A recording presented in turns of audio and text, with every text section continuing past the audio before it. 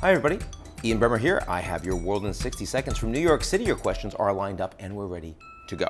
What does it mean when Iran says it will begin injecting gas into centrifuges? It means that they're taking one further step, the most significant so far, to break their own commitment to the Iranian nuclear deal. Keep in mind, the Americans pulled out well over a year ago, and with new sanctions, the Iranian economy is contracted this year by almost 10%, so they're pretty angry about it, and they're lashing out. That's where we are. Will Saudi Aramco's IPO succeed? It probably will, because they're actually taking their target price from $2 trillion, which the markets never believed. That was the high end of the Goldman Sachs estimate.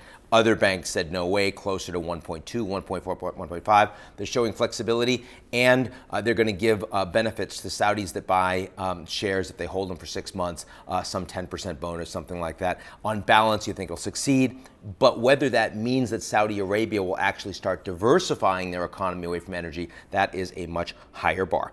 What happens to the Paris Climate Accord now the U.S. has formally withdrawn?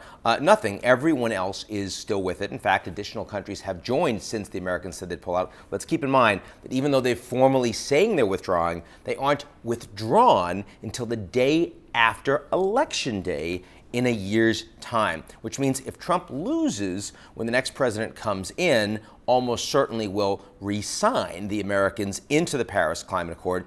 If he wins again, the Americans are out, but 50 mayors, hundreds of mayors, 25 governors at this point, and all sorts of CEOs in the United States say they're still committed. So on balance, it is less of a fall apart than you would have otherwise expected. That's it. See you next week.